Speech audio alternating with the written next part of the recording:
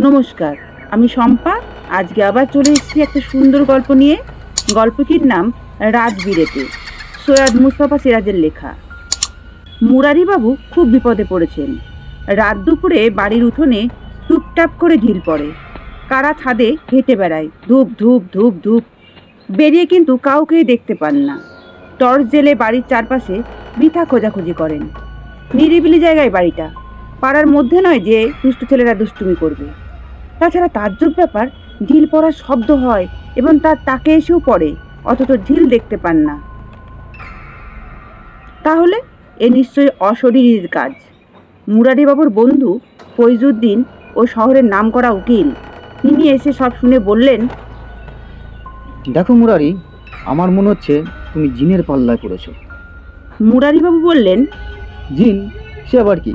সবাই তো বলছে ভূতেরই কাণ্ড। ভূত থাকে বনে বাধারে, জলার ধারে, নিরিবিলি জায়গায়। পারতপক্ষে তারা মানুষের কাছে ঘেঁষে না, কারণ মানুষ মরেই তো ভূত হয়। বেঁচে থাকার ঝক্কি কতটা মানুষ মরার আগে হারে হারে জেনে যায়। ঘৃণা ধরে যায় মানুষ্য জীবনে। কাজেই মরে ভূত হওয়ার পর কোনো পাগল আর মানুষ্য জীবনের কানাচে কানাচে আসতে চাইবে বলো? মুরারিবাবুর মনে ধরল কথাটা। ফৈজুদ্দিন উকিলের যুক্তি প্যাচে কত বাঘা বাঘা হাকিম হার মানেন।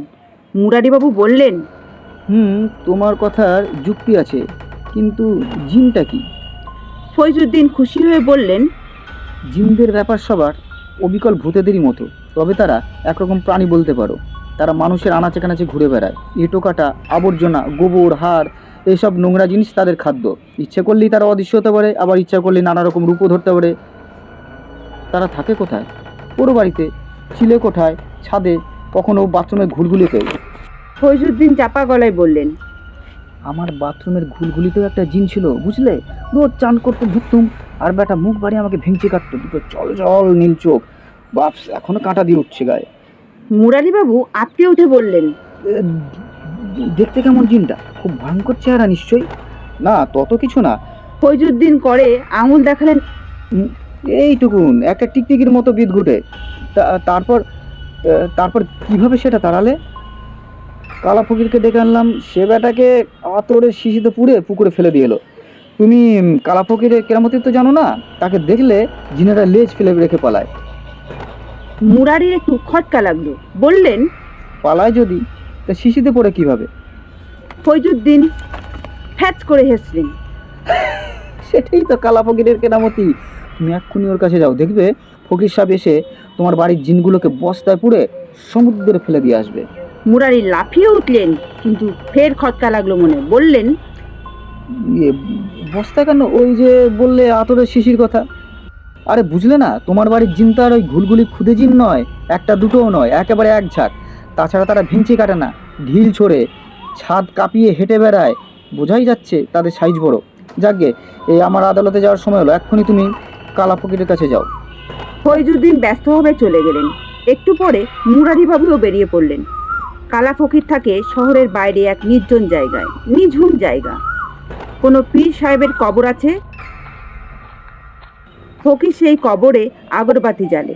কদাচিৎ ভক্তরা এসে সিন্নি আর 10-20 পয়সা মানত দিয়ে যায়। মুরারিবাবুকে দেখে কালা ফকিরের চোখ পাকিয়ে বলল, জিনের পাল্লায় পড়েছি বুঝি? ভাগো, এখন আমার যাওয়ার সময় নেই। আলখল্লা পড়া পাগলাতে ধরনের ফকিরকে দেখে মুরারিবাবু ঘাবড়ে গিয়েছিলেন। তার ওপরে এই ধমক, কিন্তু উপায় নেই। খুব ভক্তি দেখিয়ে 1 টাকা ফকিরের পায়ের কাছে রেখে বিনীতভাবে বললেন, দয়া করে একবার যেতে হবে বাবা, রাতে উঠতে পারছে না, একদম ঘুম হচ্ছে না, বড্ড বিপদে পড়ে এসেছি আপনার কাছে। ফকির টাকাটা ভালো করে দেখে আলখেল্লার ভেতরে চালান করে দিল। তারপর বলল, ঠিক আছে, বাড়ি গিয়ে একটা বস্তা জোগাড় করে রাখো, সব নিশুতি হলে রেতের বেলা যাবক্ষণ। কালা ফকির সন্ধ্যা গড়িয়ে একটু রাত করে এলো। বস্তাটা ভালো করে দেখে নিল ফুটো আছে কিনা। তারপর সেটা সে একটি অষ্টচক্র লাঠি নাচাতে নাচাতে সে অন্ধকারে বাড়ির চারিদিকে চক্কর দিতে লাগলো। বিড়বিড় করে কি যেন আওড়াচ্ছিল। এদিকে মুরারিবাবু তার স্ত্রী ও ছেলে মেয়েদের সে ঘরের ভেতর থাকতে বলেছে। খবরদার, কেউ যেন না বেরোয়, বেরোলেই কিন্তু বিপদ। কিছুক্ষণ পরে ফকির চেঁচিয়ে ডাকলো, বেরিয়ে এসো সব, কেল্লা ফতে সব কপা করলিয়া। সবাই বেরিয়ে গিয়ে দেখলো কালা ফকির বস্তার মুখটা দড়ি দিয়ে বেঁধে তার উপর সব বাঁকাচোরা লাঠিটা দমাদম চালাচ্ছে। বল বল আর জ্বালাবি, বল কখনো ঢিল ছুড়বি। মুরারিবাবুর স্ত্রী নরম মনের মানুষ, কাঁদো কাঁদো গলায় বললেন, ওগো ফকির সাহেবকে বারণ করো, হা হা, অত করে বেচারাদের মার না, যেন মরে যাবে। ফকির একগাল হেসে বলল, ঠিক আছে, মা ঠাকুরন যখন বলছেন তো কই রাহা খরচ দাও, সমুদ্রে ফেলতে যাব। সমুদ্র কি এখানে 13 নদীর পারে? ট্রেনে বাসে জাহাজে কতবার চাপতে হবে তবে না? রাহা খরচ নিয়ে ফকির চলে গেল, বস্তা কাঁধে নিয়েই গেল। মুরারিবাবুর মেয়ে বিলু চোখ বড় করে বলল, বাবা বাবা, বস্তার ভেতর কেমন একটা শব্দ হচ্ছিল, শুনেছ? তার মা বললেন, চুপ চুপ, বলতে নেই। আর সবাই নিশ্চিন্ত হতে পেরেছে। খাওয়া দাওয়া সেরে নিয়ে আরও রাত হলো। বাড়ি নিরাপদ, তাই উঠোনে মুরারিবাবু মহানন্দে পায়চারি করতে থাকেন। গল্প গুজবও করলেন নানা রকম। সব নিশুতি নিঝুম হয়ে গেছে, ঝিঝি ডাকছে, জোনাকি জ্বলছে গাছপালায়। সেই সময় 12টা 5-এর ডাউন ট্রেন যেতে যেতে আসছে। রেল লাইন বাড়ির ওপাশ দিয়ে গেছে, বাড়ি থেকে উঁচু রেল লাইনটা। ট্রেন গেলে উঠোন থেকে দেখা যায়, ট্রেনের আলো ঝলসে দিয়ে যায় বাড়িটাকে।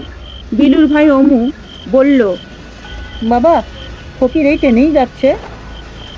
মুরারিবাবু বললেন, হ্যাঁ, বে অফ বেঙ্গল যেতে হলে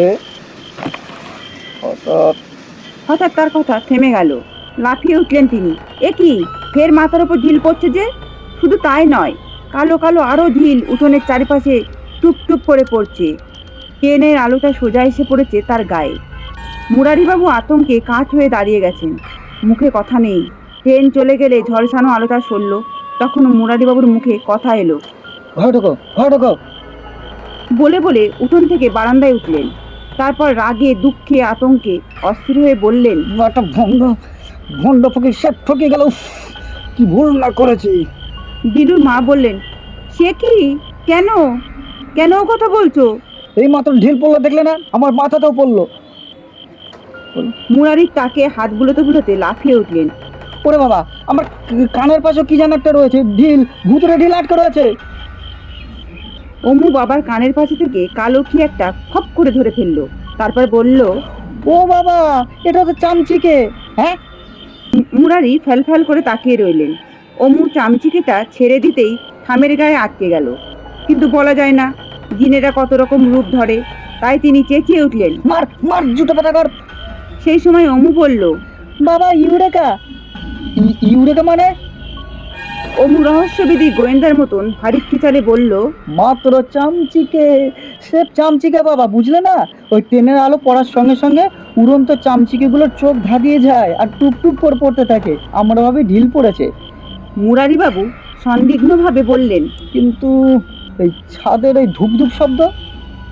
অমু তেমনি গম্ভীর গলায় বলল, শব্দ হোক না, আমি ছাদে যাব। তার মা বললেন, ওরে না না, যাস না অমু, ওই শোন কারা হেঁটে বেড়াচ্ছে। ওগো, কাল বরং ওঝা ডেকে আনো, মনে হচ্ছে ওরা চিন নয়, অন্য কিছু। মুরারি সায় দিয়ে বললেন, হ্যাঁ, ভূতি বটে, কালই হরিপদ ওঝার বাড়ি যাব। ওদিকে অমু তক্ষুনি ছাদে গেল টর্চ নিয়ে। ছাদ থেকে তার গলা শোনা গেল, বাবা, মা, ইউরেকা, এগেন ইউরেকা। এরা সবাই উঠোনে নামলেন ভয়ে ভয়ে। কি দোষী ছেলে বাবা। মুরারি বললেন, কিরে? ছাদে রাজ্যের আবর্জনা জমে আছে, পুরনো বাড়ি, ছুঁচোর আড্ডা হতেই পারে। রাত বিরেতে এক দঙ্গল ছুঁচো ছাদে জন টানে, কেত্তনো গায়ে নেচে নেচে, তাই শব্দ হয়। বাড়িটা এবার মেরামত করে কলি ফেরানো দরকার।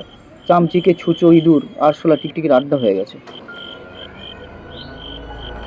গল্প পাঠে যদি কোনো ভুল ত্রুটি হয়ে থাকে ক্ষমা মার্জনী। আমাদের গল্পটা যদি আপনাদের ভালো লাগে, আপনারা আমাদের চ্যানেলটিকে সাবস্ক্রাইব, লাইক ও শেয়ার ও কমেন্ট করবেন। আর নতুন নতুন গল্পের আপডেট পেতে আপনারা আমাদের চ্যানেলের যে বেল আইকনটা আছে, বেল আইকনটা আপনারা প্রেস করবেন। আর কমেন্ট করতে অবশ্যই ভুলবেন না। আর আপনাদের কাছে যদি কোনো ভালো গল্প থাকে, আপনারা আমাদের এই ইমেল অ্যাড্রেসে আপনারা গল্পগুলো পাঠাতে পারেন। আপনাদের নাম ধরে আমরা আপনাদের গল্পগুলো পাঠ করব। ততক্ষণের জন্য আবার নেক্সট গল্পের জন্য আপনারা অপেক্ষা করুন। ধন্যবাদ গল্পটা শোনার জন্য।